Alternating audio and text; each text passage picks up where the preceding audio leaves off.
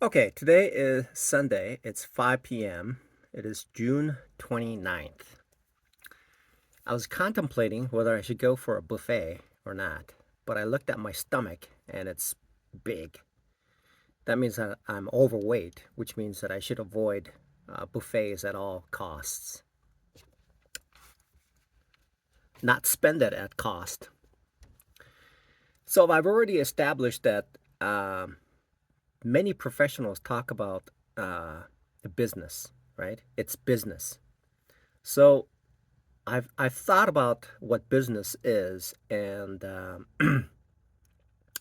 if I was getting to a specific niche of a business, any type of business requires expenditure of capital. Okay, it requires capital to take a unit or a product, acquire it, and then sell it. Okay, then there are various types of things that needs to occur in order to make that sale in a business sense. So if I take a so I saw briefly today some of these people who are making like pistons, and they're done on a third world basis, but they have these uh, lathe equipments. They must have acquired it from somehow, probably second hand or third hand equipment, either in Pakistan or India or somewhere else, and they put these equipments on dirt floor. Okay, not like in the U.S. where by law you have to put it in certain areas, right? By law you cannot dispose of certain things. By law you cannot be working on something without precautionary methods. By law you have to have certain fire extinguishers, and these people in third world are doing this on barefoot, okay, on dirt, and then they pour these things on dugout earth, right? And so by law, you can't do that in the US. By law, okay? There's a law that says you cannot do these things. So they have a specific distinctive advantage in making the same product with the same quality, but by spending far, far, far less, okay? By law. The US is written and adhered to by law. So if you drink and drive, it's a felony. It'll ruin your life, okay? That wasn't the case in the past, but the laws have changed, okay? So by law, even communist parties can become a mayor of New York. Even a communist party member can be a mayor of New York, okay? That's the way it works in America. It has gone crazy. So, so then I realized trading was crazy, okay? Then, because I didn't realize what the central theme of trading is, okay? Then I keep hearing something about, well, you have to treat it like a business. And then I heard about Jim Rohn, and Jim Rohn is talking about things, and Napoleon Hill talking about it. These are businessmen. There are other businessmen who talk about business, but it just never rang through. It never made sense. So I started listening to about Jim Rohn and Napoleon Hill and what they talk about, having positive affirmations and things like that, right? Then these echoes that I heard about making trading from professionals who say make trading like a business, okay, make trading like a business. And then I got thinking about it, and I thought to myself, America is based on business. Everything is business. Everything is business. Putting the road together, putting cars on the road, acquiring a car, selling a car, having a phone. Okay, it's a business. I mean, these phones cost like $1,000. Okay, it's a business. It's a business transaction. Everything that has any type of a transition between a velocity from point A to point B requires a business transaction to occur. Okay, even in my own body, if I were to walk from here to here, I have to use energy, and that energy has to be replenished. That means I have to go to the store and buy things to replenish it, right? Or in order to have me a pickup, I need to drink some coffee or something. So everything is business. It's business. Everything is business. Even going to church is a business. I have to use gas to get there. I have to wear down the vehicle to get there, right? Everything is a business. My mother told me before she passed away many, many years ago, she says, have you thought about how much it costs to make a single trip to the store and back? Okay, because she was like making a living out of minimum wage, and she was able to save millions. Because if she were to take one trip beforehand, thinking about how many trips she's going to take, she can save the trip instead of taking two trips. But if she forgets to make one trip and then go there the second time, you have to make two trips to do one thing. But if the place is close by, you can take one trip, go out there to one place, go to the other place, and then you go to this place first, you go to the second place second. You don't go to the first one, make a loop, and go to the other one or the third place, right? And so you know precisely what you want to buy at Costco versus something that you want to buy at Winsco. Okay? So there is a business that's occurring. So now I've established the importance of business and why they say it's making a business, okay? Make trading like a business. Okay? It's a business. I, me as in a business, I buy and sell something. Okay? That's what I do. I am in the business of buying something and selling it. Okay? My survivability of a business is dependent on each product that I buy and I sell, making sure that those products are making a positive return on those purchases. Okay? Minus the expense and all that stuff, right? So that is the business that I am in. Okay, so if I am in the business of buying something and selling, that means that the product, if I were look at it, because I'm in the forex market, I'm looking at, for instance, it's going to be a UJ, right? If I were to look at the UJ, okay, currently UJ is dropping a little bit, right? So I might get into a territory where it can be a bargain or it can be overpriced. Okay, at any point, the product that I'm dealing with can be overpriced or underpriced based on timing. Okay, if I time it right, then the same product, which is the UJ or USD JPY, can be a bargain or a overpriced item.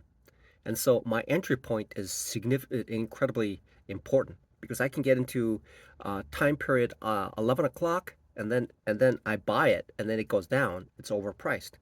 But if I buy it 12 o'clock when it's going up, then I bought it underpriced and I can make profit from it, right?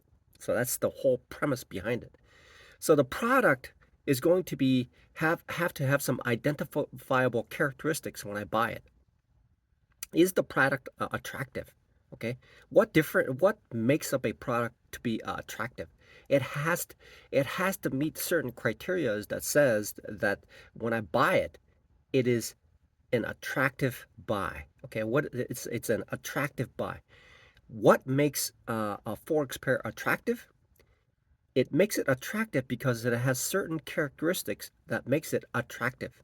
Okay, it has to have certain characteristics, and the identification of those specific characteristics allows me to make a positive business transaction. Okay, so all trades all trades are based on support. Okay, there's nothing else. All trades are based on support. Nobody makes a purchase on resistance. Okay, nobody does that. It's a losing proposition. Okay, so if a forex pair is dropping and I buy, that is essentially buying on resistance because the point at which I buy immediately becomes resistance as it moves further down and down, right?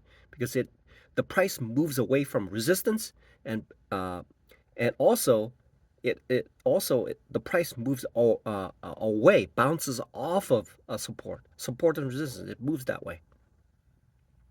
So then the idea is that I choose which one. Okay, so I choose a product. There's essentially two types of products that I can buy. Two types of products. The one that's bouncing off of resistance or the ones that's bouncing off of support. There's essentially two products. These two products are very attractive based on the potential of its movement to bring the return that I have for the amount of risk that I'm taking. Okay, so I I prefer to purchase a product when the price is at support. Okay, bouncing off support. I prefer that. Now sometimes there will be a overwhelming attractiveness to buy or sell at a point where there's resistance. Okay, sometimes gold does that. Gold has a tendency to trend quite a bit. When it trends quite a bit and it moves down past a support area, and that support becomes resistive, then it passes through, and then what it would do is it's going to be like a break and retest kind of a situation where when some um, security has a strong tendency to get into a trending mode, it tends to have a long trending move. And when that happens, I can take advantage of that price movement. Okay, that's I can take advantage of that. Now, what I prefer to do is uh, with with most of my trades falling into category of of a price moving towards support. When it moves towards the support, it'll react with that support. When it reacts with that support, it's going to give a characteristic that says, okay, it's going to bounce and it's going to move up. Okay, this is where the tricky part is. Okay, because there's something called the H factor. So what happens is that when it reaches the support area on the first touch, what it's going to do is it's going to create this thing called H, a loop. It's like a inverse cup and handle formation. Okay, the survivability of that support holding is based on what happens at that point. Okay, so it'll touch the support, it'll bounce, it'll touch the support again.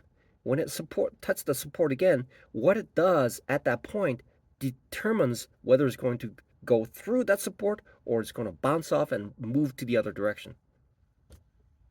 If the market conditions for that time frame, for that time period is strong in its momentum, it's going to move. It's going to go right through because the strength of that momentum will override any support that is there. Okay. And so what I like to do is the first type of products that I like to buy and sell is something called a support. Okay, support trade. So it's a break out of support kind of break out of a support trade, and that has been successful for me. It has been um, it has it has been a proven means for me to make money in the business of trading in the market. Okay, so that's the first product that I like to take advantage of. That's the first. It happens a lot of the times. It happens even when something is trending. Okay, there's a thing called a channel. When a price moves through a channel, it's going to be either a parabolic, narrow, or wide. So when it moves in a wide area, it's going to bounce off on a angular trend between the top and the bottom range of that channel. Okay, and so when it bounces off of that bottom channel, okay, bottom support, then I can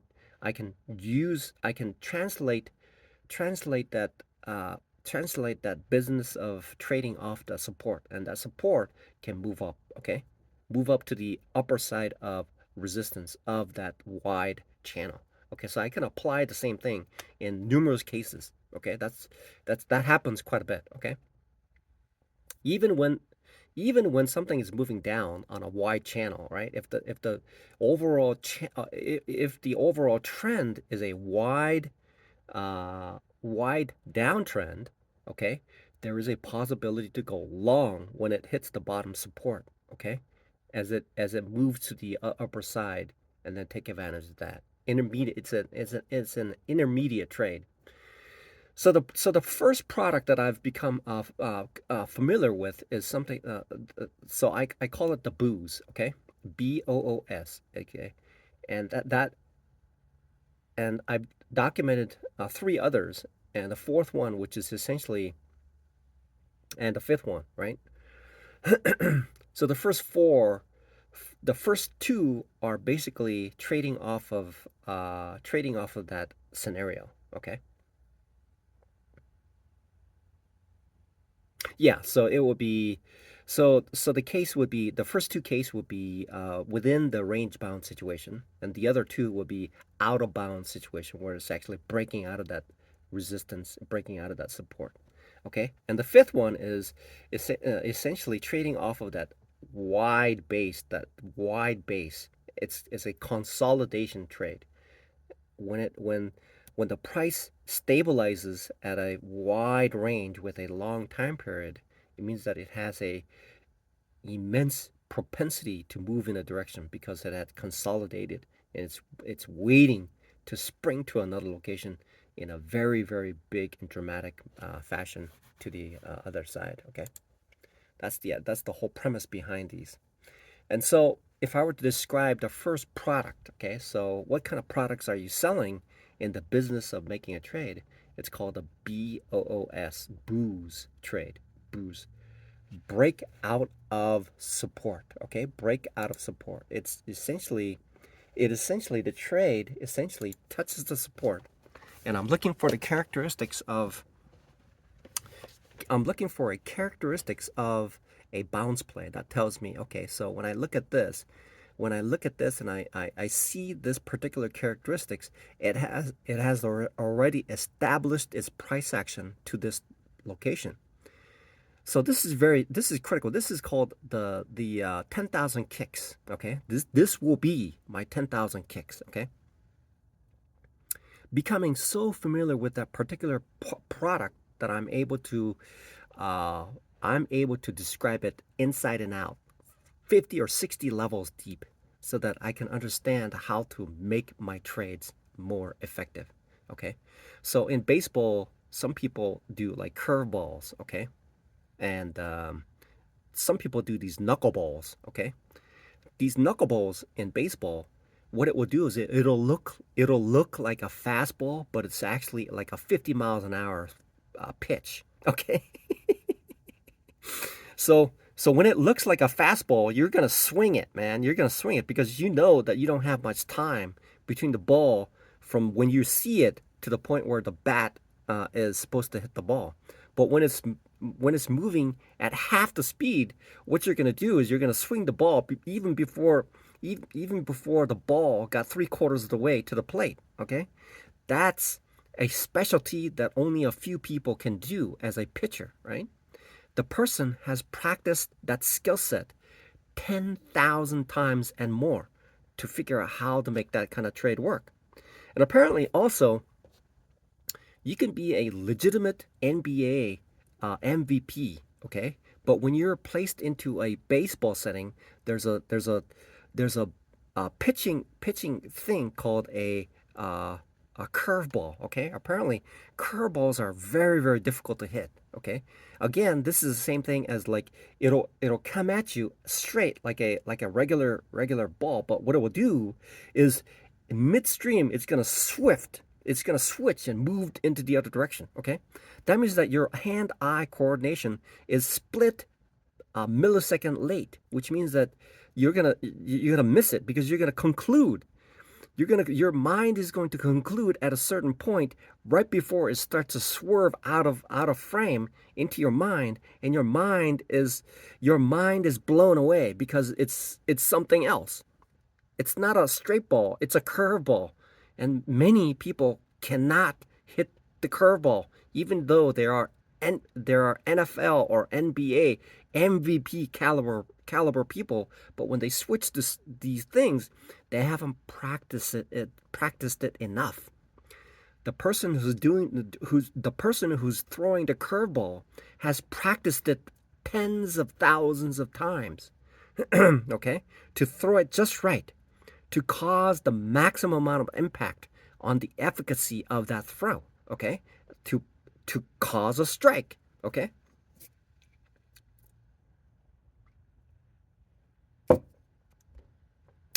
So now, so there's this guy. Okay, I could never work as a S&P Capital trader. They do so many things which are just there's it's good for somebody who's like a fresh college graduate who's eager to learn everything about it. Okay, that's what S&P Capital is perfect for that. They want these like hungry, blank slated, innocent young people who want to learn the system of S&P Capital. Okay, I can never fit into that because I have my habits. Okay, or I just haven't gotten into that desperation yet. Okay. So they have this guy who's the founder, whose name is Mike, and he used to be a pitcher in college. And he says something. He made a.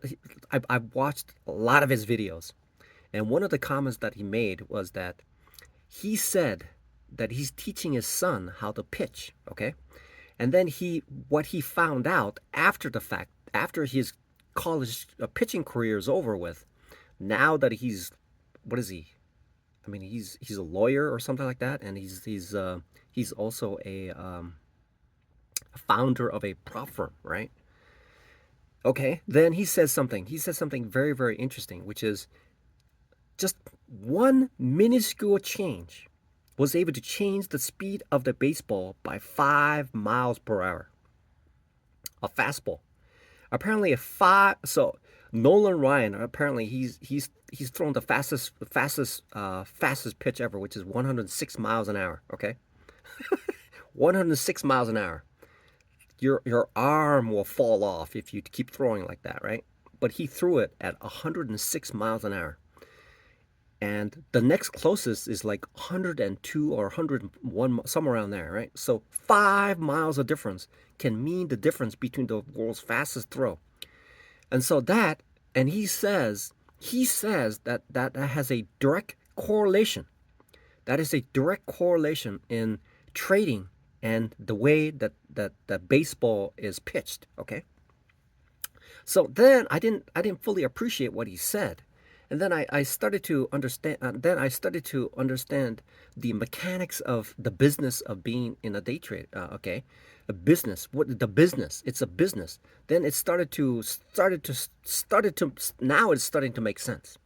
Whereas before, okay, so what's going on? A lot of people are talking about certain things, but the foundation, the core of understanding what trading really is, it never occurred to me.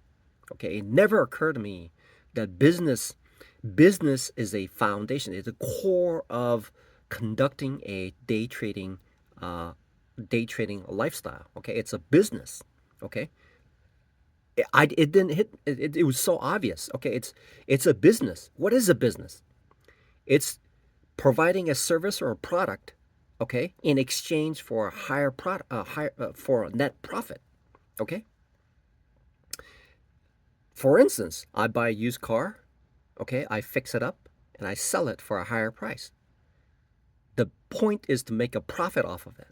So any price that I enter into is a used car, and the idea is to purchase a car that is fixable with the least amount of cost to add benefit to it, to create a higher value product in the very near future so that I can turn around and sell it at a higher price for a net positive. Okay? The other is providing service, right? If I work at a large corporation and then I provide my time and energy to create something, okay? Then the company is hiring me for my services to produce certain things for the company, right? So and there are two types of business that occur in the trading world, okay? Wall Street has prop firms that provide at a certain fee, like margins and leakages and things like that, right? And so there are individuals and corporate companies that provide like journaling software, that provide like automated software, that provides platform services, that provides Discord services. They charge a fee for people to join as a member, like going into a fitness facility to work out, right? So that's what they do. It's a business. So they conduct a business based on a service. They provide a service to the people like myself who are is aspiring to become a profitable trader. Now, me on the other hand, I'm in the business of a product. I'm in the business of a product, and I can recognize a profitable product. So my business is to purchase a product, okay? My business is to purchase a product that will price action into a more valuable product upon which I can parlay that product at a positive return. That is my business, okay? And so what I found out is that there's two ways of doing it. There's two sides. There's an electron and there's an electron and actually there's a positive side and a negative side, okay? So what that means is that on the positive side there's a support, okay? I trade off of that support. The negative side is the price declining, okay? So there's distinctly two types of products that are there. There are two types of products that are bought and sold each and every moment, okay? Depending on what time frame it is. I could be trading so within 1 minute time frame, 1 minute time frame, I can look at it and there's going to be essentially the same type of products, whether it's going to be 5 minutes, 10 minutes, or 15 minutes or 30 minutes, okay? Within those time frames, there are products that coexist at the same time, okay? It exists, and one of them is going to be a loser, one of them is going to be a winner based on what time it is for that period, okay? So I prefer to select one whereupon I can, so later on, what I can do is become an expert in a couple different areas, right? So if I can add to the analogy of what this business is, there's this guy named Sam Rack or something. He's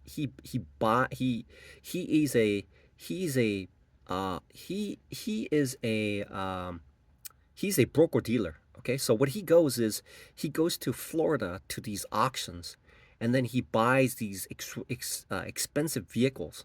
And then what he does is he knows the ins and outs of a car, or if he doesn't, then he knows people who knows the ins and outs of a car. So what he does is buys these expensive cars that have been downgraded from drivability to a junk status. Then he buys it, and then he makes changes to it and fixes it for $5. And then he elevates the price based on what he bought, and then changes the status from wreckage to salvaged to a running vehicle. And at which point the price climbs, and so he makes his profit based on that. So essentially, that is what I'm doing. The price depreciates. The price of on a snippets of the Forex pair that I'm interested in, I can look at it when it's dropping to a certain point where the support is being established. It's very similar to a bargain that I'm looking for each and every day, right? Each every moment. And I look for the bargain at that point. And how do I know that it's a bargain? It's not going to go further down. Okay, how do I know the difference between a water damaged vehicle versus something that has been wrecked and it can be salvaged? Okay, and turn it into a drivable vehicle that can be sold. Okay, so there are certain characteristics I need to identify and create a concrete picture of what it is. I need to create a concrete picture, and concrete picture is looking at that particular instance of what that is. Support, okay? When it hits support, what are the characteristics that are going to give me that edge, okay? What is that edge? That edge, okay, people talk about this edge now. It's coming all together now. So the edge is the identification of that specific group of confluence that allows me to conclude that it is a bargain. It is the tool that allows me to identify something as a bargain, okay? Not an expense.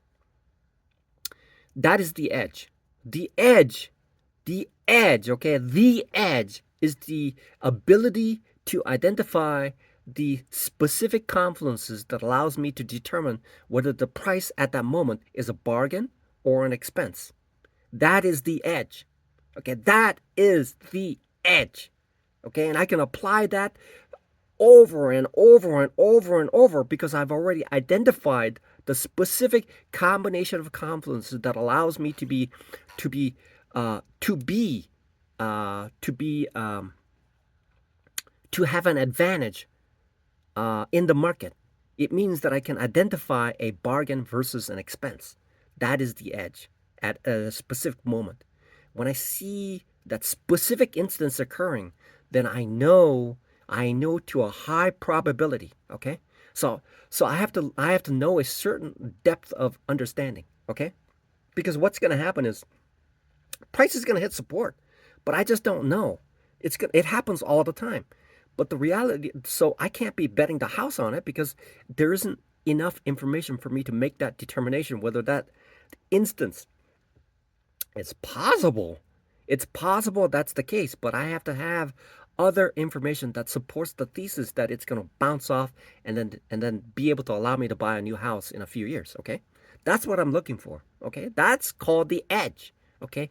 I'm in the business of applying my edge in order to find a bargain, not an expense, okay? So, so the 10,000 kicks starts now, okay? 10,000 kicks. I made a few kicks right here, okay? So it is basically identifying a point where I'm going to say, okay, I'm going to start selling this product. I'm going to start. Some people do like drop shipping or something like that, right? That's a business. It's an online business. So apparently I believe what they do is they buy a product online and they park it somewhere and then somebody else buys it and they ship it, right? I think that's how it works. And each time what it does, it accrues in the price. It accrues in the price because there's going to be somebody who's willing to buy it at that price because it is a visibility. A businessman says it's not the best product that sells, it's the one that's known most gets sold. Apparently that's what, yeah, exactly, right? Exactly.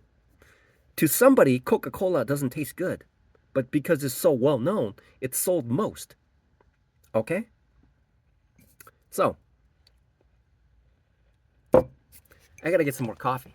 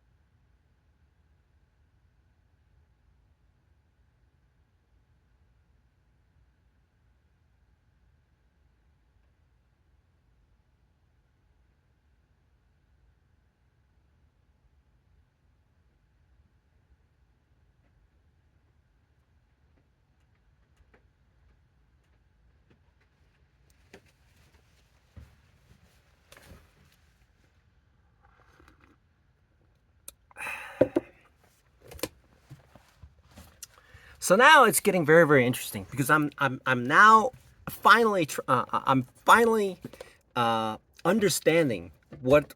Okay, so I was getting my coffee, right? I was getting my coffee and I thought I started to think about what backtesting is. Okay, what is backtesting? What does backtesting do? Okay, what is the purpose of backtesting? Okay,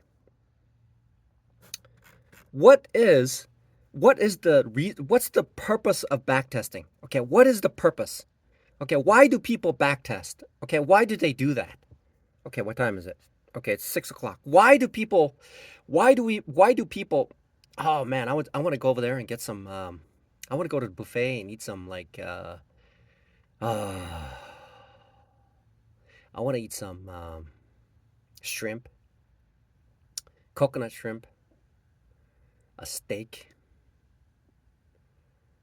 some fish, and some salad. Oh, oh, that'd be nice. Yeah. Oh. Anyway. Okay, so yeah, it's 6 o'clock. They close at 8 o'clock, right? Today. I gotta go.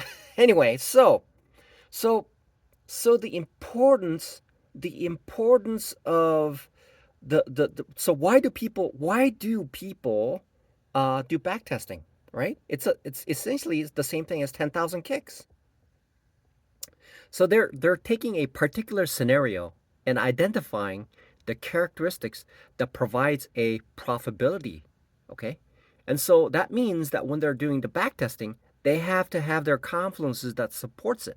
And so when they take that trade, they have a number that says if I take 10,000 trades, I have this result. Okay, that's what they're saying. They have this result. So that means that they win 75% of the time, okay? Which is huge. Okay? Let's say you lose 50% of the time. Let's say you lose 50% of the time and you win 50% of the time. But if you're able to cut the losses fast based on that simulation, okay, backtesting. So if you have this particular characteristic, okay, let's say you take a trade, profit target here, stop loss here, you enter here. And every time you repeat it. Every time you repeat it. But if your stop loss is smaller than your profit target and you're 50%, overall you're gonna make money. Right? It's logical.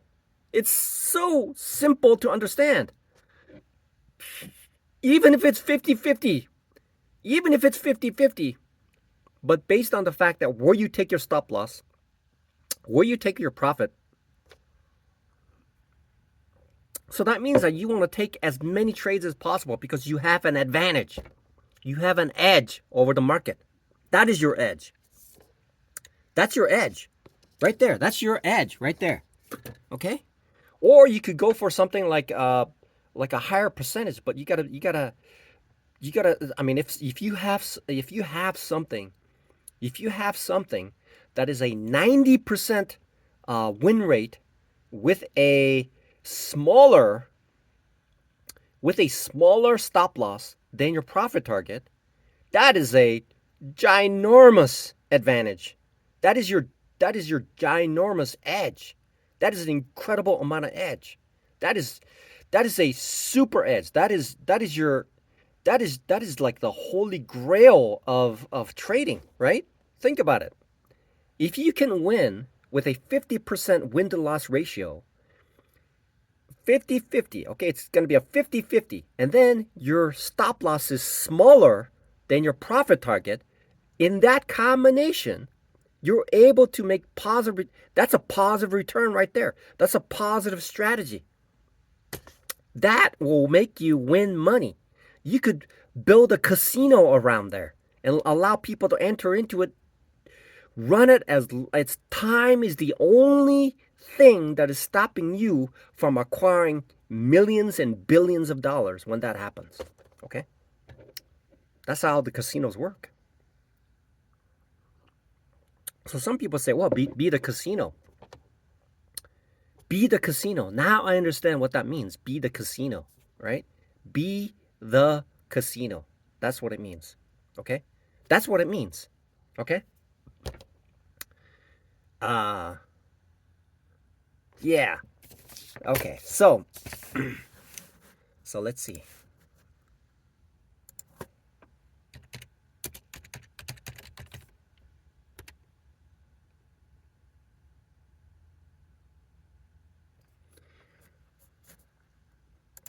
Okay. So what I want to do is so what I need to do is look at these scenarios. Okay, so I know what I need to look at now. I know what I need to look at. I need to look at this.